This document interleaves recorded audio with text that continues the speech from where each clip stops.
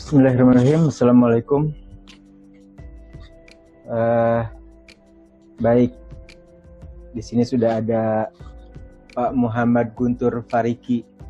Selamat datang, Pak. Saya masih siap-siap sebetulnya barusan, tapi ternyata Pak Muhammad ini sudah hadir di sini ya. Baik, Pak Muhammad, apakah bisa mendengar suara saya? Kalau bisa mendengar, silahkan bisa via chat di Zoom-nya untuk menyampaikan mengenai pertanyaan atau apapun yang berhubungan dengan apa yang saya jelaskan sekarang ini ya Pak ya. Baik, saya di sini mau menjelaskan mengenai beberapa hal ya, lebih ke arah sebuah rencana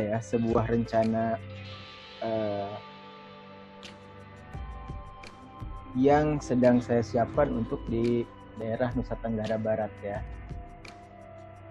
Jadi beliau ini menghubungi saya untuk menyampaikan mengenai adanya rencana pembuatan rumah di Nusa Tenggara Barat, rumah yang minimalis, modern, jadi bentuknya kotak-kotak dan atapnya semuanya atap datar ya. Nah tentu saja nanti bentuk datar ini apakah memang semuanya berbentuk dak atau memang menggunakan atap tapi tidak terlihat dari arah luar, jadi seolah-olah bangunan tersebut beratap datar. Nah tentu saja ini bisa dilakukan kalau misalnya nanti misalnya dari sisi budget cukup terbatas, katakanlah tampilannya ingin tetap tetap ingin terlihat datar, tetapi budget terbatas akhirnya menggunakan atap, misalnya menggunakan jingalum atau misalnya asbes, katakanlah seperti itu, sehingga bisa disembunyikan di balik tembok nantinya ya. Dan kemarin ketika saya mulai sedikit berdiskusi dengan pemilik menyampaikan beberapa hal mengenai saya mau dong rumahnya begini begitu, terus sudah mengirimkan juga gambar-gambar yang diinginkan, seperti misalnya kamar bentuknya seperti apa, kemudian juga ada wardrobe-nya, kemudian juga ada kamar mandi di masing-masing tempat tidur, ada kolam renang, terus kemudian juga tempat tidur utama yang berukuran berapa, ruang tamu juga berukuran berapa. Nah itu semuanya sudah disampaikan. Nah pada diskusi yang pertama, kemudian saya mencoba membuat layout rumahnya. Setelah mengikuti apa yang diinginkan oleh pemilik, ternyata total luas bangunannya 1000 lebih ya. Dan tentu saja ini luar biasa sekali. Kebetulan tanahnya pun lebih dari 1000 meter ya, jadi sangat luas sekali gitu tanahnya, dan dia bisa menempatkan posisinya, beliau bisa menempatkan posisi rumahnya di mana saja sesuai dengan keinginannya. Tetapi tentu saja nantinya penempatan tersebut tidak sekedar dipasangkan begitu saja di lahan yang dimilikinya, tapi tetap diatur supaya bangunan tersebut tetap sesuai dengan kondisi lingkungannya. Nah seperti itu. Jadi memang akhirnya tugas saya nanti untuk mengarahkan pemilik supaya pekerjaannya atau desainnya tidak kemudian menjadi rumah yang tidak nyaman pada saat digunakan. Misalkan contohnya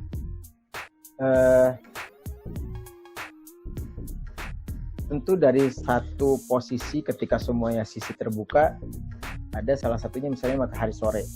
Nah, matahari sore ini tentu harus menjadi pertimbangan supaya rumahnya nanti ketika matahari sore menyorot bangunan ini tidak terlalu terasa panas ya. Nah itu bagaimana?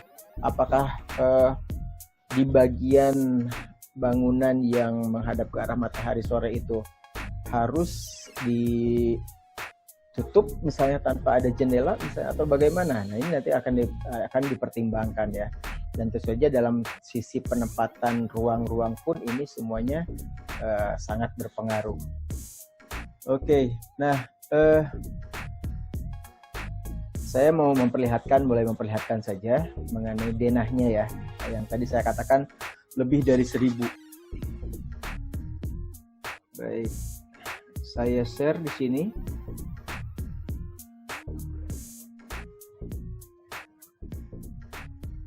Kalau Pak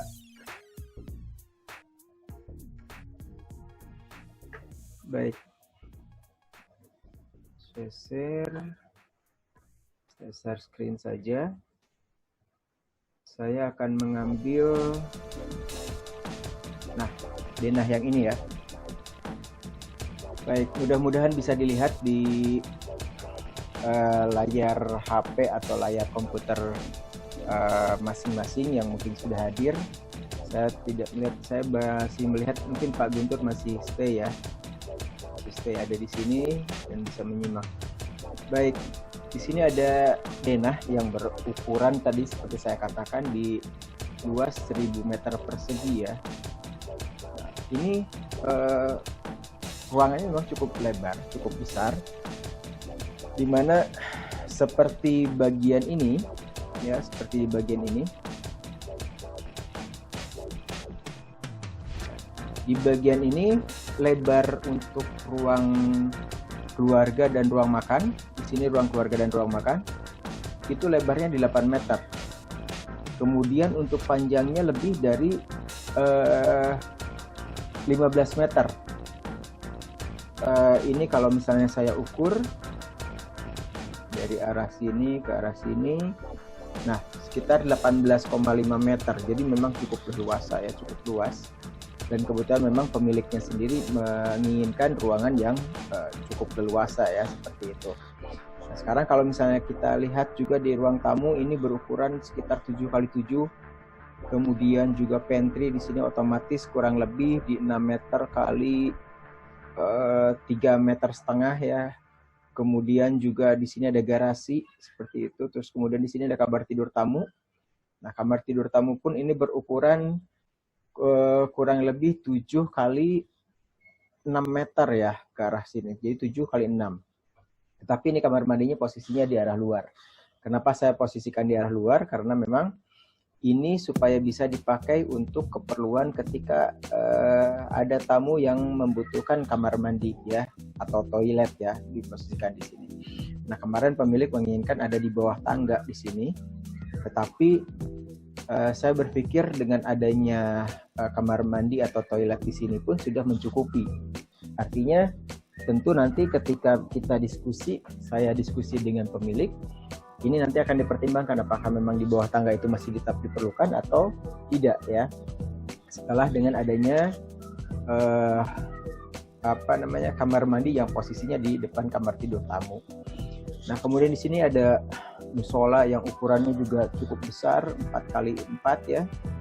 Kemudian di sini ada ruang wudhu sama toiletnya, dan di sini ada gudang, kemudian dapur. Nah, ini cukup lengkap. Nah, kemudian untuk di lantai atasnya, ini di lantai atasnya ada 4 kamar tidur. Jadi ada 3 kamar tidur utama, kemudian 3 tidur kamar anak, dan kemudian 1 kamar tidur utama di sini. Ini 3 kamar tidur anaknya ya. Dan ini masing-masing memiliki tempat tempat pakaian sendiri dan juga kamar mandi sendiri. Karena itu keinginan pemiliknya ya. Jadi semuanya tetap ada. Nah, kemudian kemarin pemilik menginginkan masing-masing kamar ini dapat dilalui oleh balkon yang dapat diakses oleh orang tua, oleh pemilik. Nah, tetapi kalau saya pertimbangkan dari sisi tampak nantinya ketika membuat sebuah tampak, tentu ketika balkon bergabung itu semuanya dari kamar satu ke kamar lain itu berderet gitu ya. Jadi kalau agak terpisah sedikit tentu balkon akan sangat terlihat panjang, terlalu panjang ketika dipasang di fasad bangunan ya, tampak bangunan. Nah, seperti itu. Kemudian akhirnya saya mencoba memberikan usulan ini memang tetap ada balkon yang bisa diakses oleh orang tua, supaya orang tua bisa cek ya ke masing-masing kamar ketika misalnya ada anaknya yang membawa temannya ke arah kamar, ya seperti itu. Tentu tetap ya wanita dengan wanita seperti itu. Kalau misalnya wanita dengan laki-laki, saya yakin pemilik tidak akan memberikan izin ya orang tuanya. Nah, tetap dibuatkan akses. Nah, kalau misalnya ini kemarin kamar tidur orang tuanya dengan kamar tidur anak yang perempuan ini posisinya berdekatan. Jadi ketika keluar itu bisa memperhatikan di bagian depan kamar tidur anaknya. Nah, sementara untuk yang di bagian 2 kamar anak laki-laki yang lainnya, ini bisa diakses dari sini. Ya, seperti ini. Jadi masuk ke arah sini dan ini otomatis bisa langsung melihat ke arah 2 kamar tidur anak. Nah, jadi memang ada dibuat seperti itu supaya keinginan pemilik, keinginan orang tuanya tetap bisa dipenuhi ya, seperti itu. Nah, jadi saya mencoba mengarahkan supaya keinginan pemilik tetap bisa dipenuhi dengan adanya akses ke arah balkon masing-masing supaya bisa mengawasi. Nah, kemudian di sini ada ruang keluarga dan di sini ada void, karena memang pemilik menginginkan ada sebuah void yang bisa dipakai ketika pemilik rumah berada di posisi di atas dan kemudian ada tamu atau teman-teman dari anaknya yang berkumpul misalnya di depan kolam renang atau di ruang keluarganya, orang tuanya masih bisa memperhatikan dari arah atas. Oleh karena itu ketika ada void itu bisa memperhatikan aktivitas anak-anaknya di bawah ya, jadi tidak tertutup sama sekali. Nah, itu keinginannya. Nah, kemudian kalau misalnya saya kemudian pertimbangkan lagi, karena ketika saya setelah diskusi yang pertama yang sedikit itu, saya tidak bisa melanjutkannya karena kemarin pemilik mendapat musibah di mana orang tuanya pemilik kemarin masuk rumah sakit, jadi diskusi kita tertunda. Nah, tetapi saya tidak berhenti untuk kemudian berpikir ini bagaimana caranya supaya memang bangunan ini walaupun tidak sebesar yang pertama tadi ya 1000 meter persegi, itu bisa tetap maksimal fungsinya walaupun itu kemudian diperkecil. Nah, kemudian akhirnya saya mencoba memperkecil seluruh ruangan ya, seperti misalnya ruang tamu yang tadinya 7x7 kurang lebih, itu saya perkecil menjadi ukuran 5x5. Nah, tapi ini perubahan tentu saja nanti akan didiskusikan dengan pemilik apakah memang dengan ukuran 5x5 ini dibutuhkan atau tidak ya. Karena mungkin pemilik ketika mengatakan siapapun ya mengatakan saya mau dong ruang tamu yang ukurannya 8x8, tapi tidak bisa membayangkan ruang 8x8 itu seperti apa. Nah, biasanya saya memberikan satu gambaran mengenai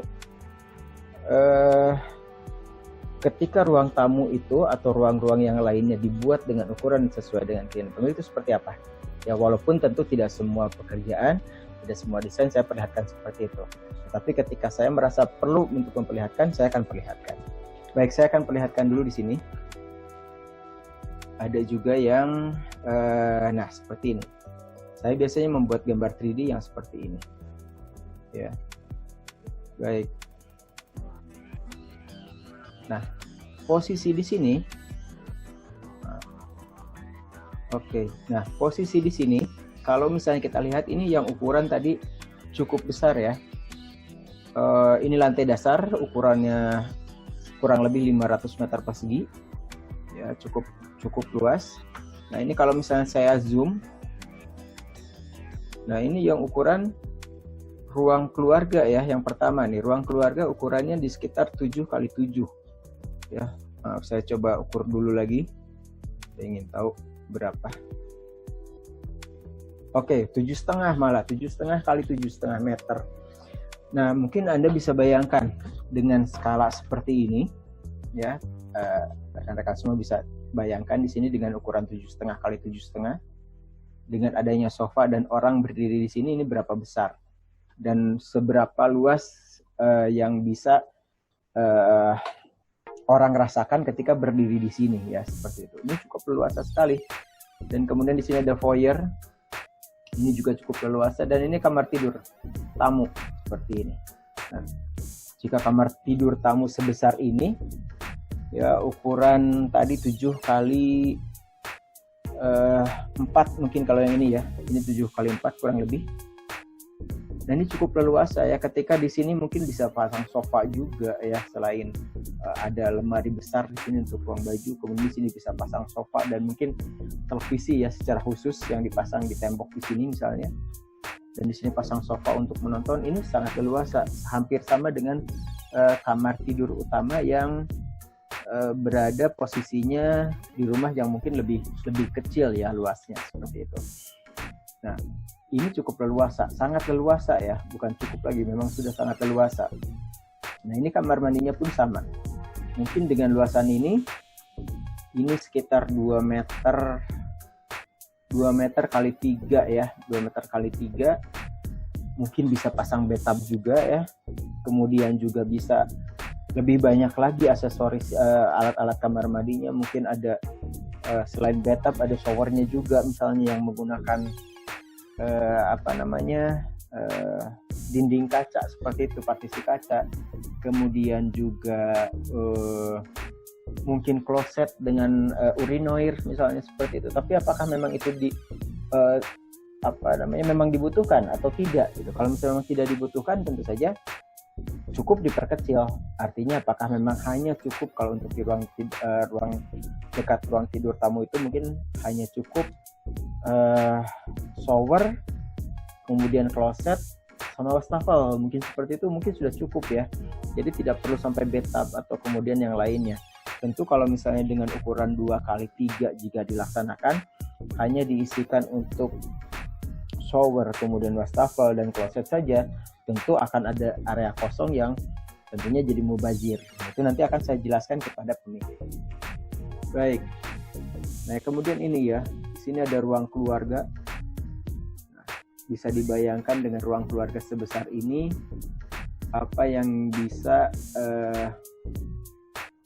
dilakukan oleh pemilik ya, atau misalnya keluarga ketika berkumpul di ruangan yang sebesar ini ya, cukup leluasa. Dan kemudian di sini posisi pantry ya, pantry-nya sebesar ini.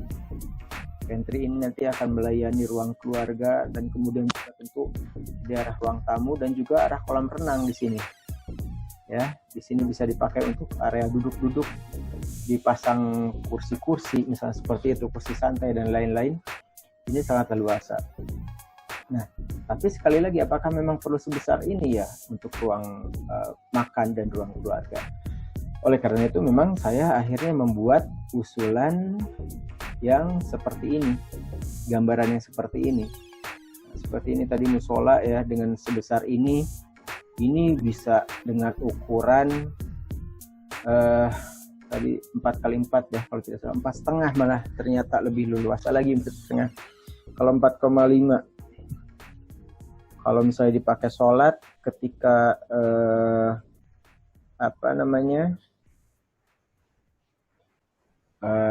kumpul di situ sholat ya, berarti kurang lebih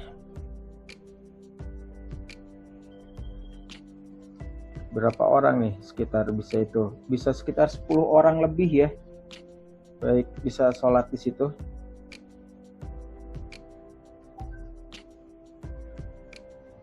Uh-huh.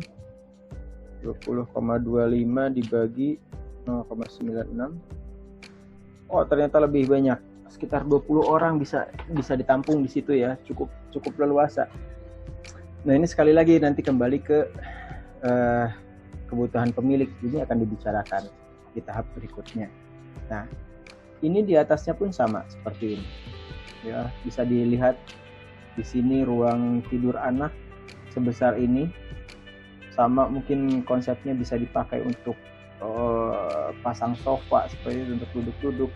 Ada meja belajar atau misalnya meja belajar bulat yang bisa dipakai ketika anak-anaknya belajar bersama dengan teman-temannya berkumpul di situ. Pasang televisi juga mungkin misalnya.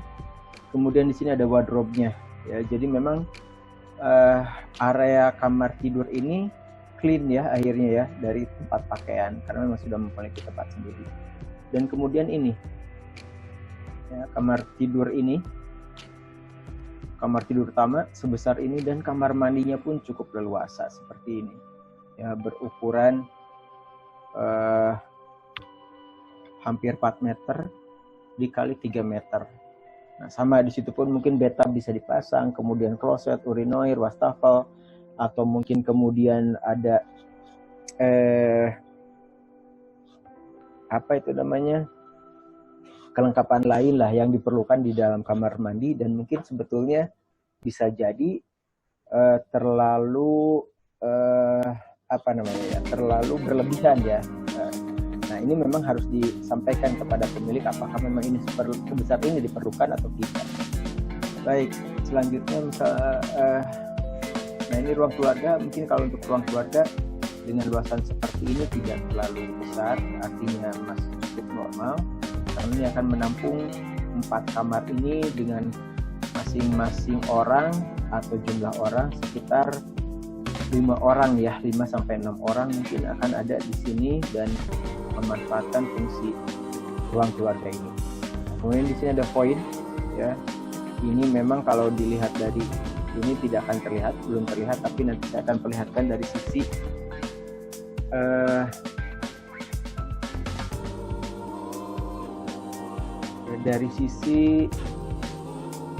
baik. Selamat datang Pak Karim Soni. Mudah-mudahan suaranya terdengar, suara saya ya, dan juga tampilan gambarnya. Baik, mungkin agak tertinggal, tapi nanti Bapak bisa simak di YouTube ya ketika ini selesai. Ya, saya akan lanjutkan dulu supaya bisa tetap berjalan diskusinya. Maksudnya penjelasan saya.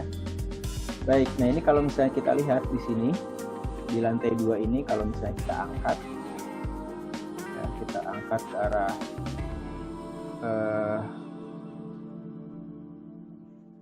posisi di sini. Baik.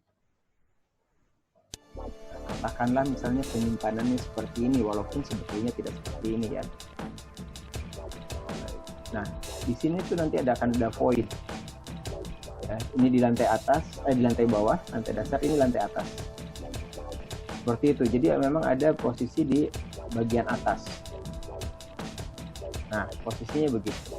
Jadi ketika berdiri di sini,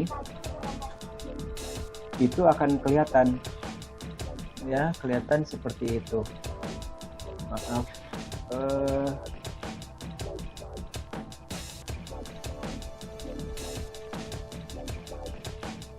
oke.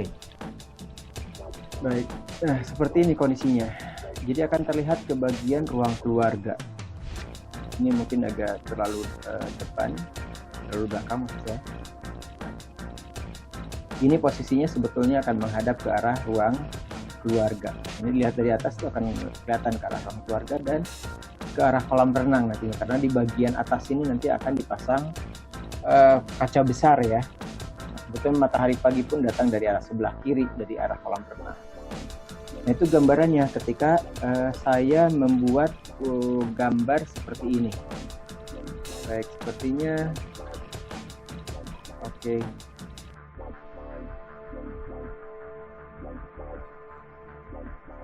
Oke, saya lanjut.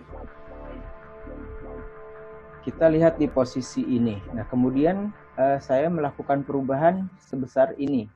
Ya, yang kedua saya perkecil semuanya dengan layout ruang yang masih tetap sama seperti kemarin, hanya saya perkecil. Ya, masih tetap ada ruang tamu yang saya perkecil menjadi ukuran 5x5. Kemudian juga ada ruang keluarga dan ruang makan. Ini saya lebarnya saya ambil akhirnya ukuran 6 meter kali, ini panjangnya pun saya kurangi ya, 6 meter kali sekitar 14,5, jadi lebih mengecil ya dari yang sebelumnya. Dan kemudian juga sama yang lain, pantry, kemudian juga musola ini diperkecil semua ya, dapur dan lain-lain saya perkecil, termasuk juga yang di bagian atas. Akhirnya kamar tidur utama di luar ruang pakaian berukuran 5x5 itu di luar ruang pakaian ya dan kamar mandi. Dan di sini untuk kamar tidur anak ruang bersihnya 3x5. Kemudian di sini ada yang berukuran 1,5 kali 2x2 ya. Jadi kurang lebih ukurannya totalnya 5x5 meter. Nah, baik. Dengan pengurangan ini tentu saja secara fungsi masih tetap bisa dipertahankan. Artinya tetap luas ya, tetap leluasa bagi pemilik beraktivitas di dalam ruangan ini. Nah, jadi memperkecil ruangan ini akhirnya turun hampir setengahnya karena ini mendekati 600 meter persegi ya. Mendekati 600 meter persegi berarti ada penurunan sekitar 400 meter persegi penurunannya. Nah, dengan penurunan ini tentu saja dari sisi biaya nantinya ke depan kalau misalnya memang ini diambil yang 600 itu, dari sisi biaya pun mungkin tidak akan sebesar ketika 1000 meter persegi ya, pastinya ya, seperti itu. Nah, nanti setelah saya sampaikan ini, apakah pemilik nanti mau tetap mengambil yang luasnya 1000 meter persegi itu, 1000 meter lebih, atau mau yang 600 ini? Nah, tentu saja nanti saya akan memperlihatkan kepada pemilik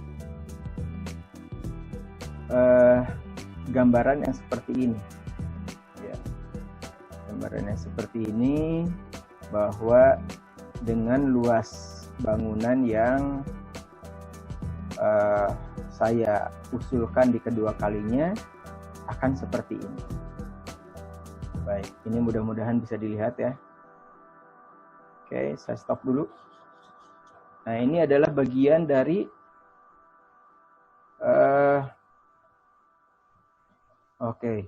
ini adalah bagian dari ruang keluarga dan ruang makan. Ya, ini adalah ruang keluarga dan ruang makan. Nah, ruang keluarga dan ruang makan ini dan kemudian ini adalah ruang tamu, ya ukuran yang tadi itu 5x5. Kemudian di sini ada pantry. Kita bisa merasakan dengan posisi ketika ini di bagian ruang makan ya. Jadi mendekati ke arah tangga kalau tadi digambar. Ya, di dalam gambar itu seperti ini. Kita perlihatkan lagi yang gambar. Nah, posisinya di sini. Yang ini. Oke, posisi yang ini. Ya. Posisi gambar yang akan perlihatkan tuh di sini posisinya. Ya, kita berdiri di situ. Dan ini posisinya. Cukup leluasa tentunya ya dengan ukuran seperti ini. Ya, saya pikir seperti itu. Nah, pantry juga sangat leluasa, kemudian dapat melihat ke arah kolam renang dengan sangat leluasa juga dengan adanya bukaan tinggi dan lebar. Ini saya ambil 3 meter ketinggian pintunya. Ya, kemudian pintunya nanti ke depannya saya akan usulkan pintunya digeser ya. Jadi semuanya bisa terbuka seperti menyatu dengan arah luar bangunan. Oke, kita lihat seperti apa. Nah, ini kita mulai berjalan. Seperti tadi saya sampaikan, di sini ada ruang tamu. Kemudian di sini ada pantry. Ya, nah, pantry-nya seluas ini sangat leluasa ya. Ini ukuran di 3 meter kali 5 meter, masih cukup leluasa. Baik. Dan ini di sini ada akses. Nah, ini yang tadi saya katakan ya, void. Jadi ketika orang berdiri di sini ya, dengan posisi ini bisa melihat ke atas dan dari yang di atas pun sama bisa melihat ke bawah. Nah, seperti ini. Dan ini kita akan menuju ke arah kolam renang. Ya, ke arah kolam renang. Nah, tentu saja akhirnya ini yang ingin saya sampaikan kepada teman-teman semua. Ya, bahwa ketika merencanakan sebuah desain, itu ada banyak sekali pertimbangan-pertimbangan yang akan diberikan oleh seorang perencana kepada pemilik. Jadi nanti kalau misalnya perencananya, arsiteknya merasakan ini tidak terlalu berlebihan misalnya, karena kalau berdasarkan pendapat ibu bahwa saya memerlukannya untuk ini dan ini untuk keperluan apa, nah itu biasanya arsiteknya akan memberikan, oke Bu, saya kira sih seukuran ini cukup. Nah, nanti biasanya akan ada banyak ketika saya diminta untuk mengerjakan sebuah desain yang dengan gambar kerja lengkap, nanti gambar-gambar seperti ini akan bermunculan, walaupun tidak dalam bentuk animasi seperti ini ya, tapi dalam bentuk gambar 360, sehingga pemilik akan merasakan seperti apa sebetulnya berada di dalam ruangan tersebut dengan ukuran yang saya usulkan. Nah, jadi seperti ini. Dan kemudian dalam setiap perencanaan itu biasanya ada banyak diskusi, ada banyak konsultasi, ada berbagi pendapat supaya nanti desainnya sesuai dengan keinginan pemilik ya. Tidak ada yang kemudian harus pure 100% itu semuanya direncanakan oleh arsitek, tapi memang justru sebaiknya 80% adalah keinginan pemilik ya, dimana yang 20%-nya adalah itu usulan-usulan dari perencana ya, dari arsiteknya. Nah, jadi itulah kemudian kenapa kita harus berdiskusi, berkonsultasi ketika akan berencana membuat bangunan ya. Dengan rumah yang sebesar seluas ini 600 meter persegi, tentu biayanya akan bernilai besar. Katakanlah kalau misalnya kita berhitung dengan 4 juta ya, dengan 4 juta, kemudian luasnya 4 juta per meter persegi maksud saya, kemudian luas bangunannya di 600 meter persegi, berarti sekitar 2,4 miliar harus dipersiapkan. Itu belum termasuk yang lain-lainnya untuk perkerasan jalan, misalnya jalan di halaman, kemudian juga taman dan lain-lain ya, itu belum termasuk itu. Nah, jadi tentu saja biayanya cukup tinggi ya, cukup tinggi. Nah, kenapa tidak dibuat sebuah rencana, tidak kemudian didiskusikan dengan arsitek supaya hasil desainnya jauh lebih bagus dan lebih menarik ya, seperti itu. Dan pemilik pun akhirnya bisa ikut berdiskusi bahwa misalnya katakanlah jendelanya saya nggak suka yang seperti ini, saya mau yang lebih besar, saya tidak mau menggunakan engsel katakanlah, saya pengennya digeser supaya memang ruangannya lah terasa lebih leluasa. Itu semuanya bisa diungkapkan. Nah, melalui diskusi seperti inilah akhirnya sebuah desain bisa dimunculkan dan memang sesuai dengan keinginan pemilik. Baik, seperti itu sahabat semuanya, itu yang saya ingin jelaskan kali ini dalam tampilan, maksud saya dalam diskusi yang bukan diskusi, sharing yang ingin saya sampaikan di hari ini.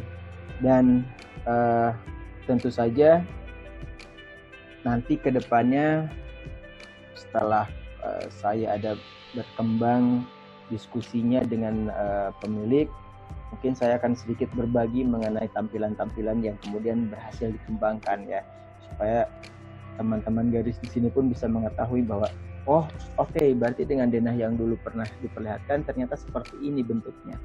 Nah, itu nanti kita akan coba sharing. Mungkin tidak semuanya saya bisa bagi karena itu kan termasuk private ya. Jadi saya akan berbagi beberapa hal saja, beberapa bagian saja supaya Anda bisa mengetahui mengembangkan rumah itu seperti apa, dan akhirnya setelah diskusi itu bagaimana hasilnya. Baik, mungkin itu saja.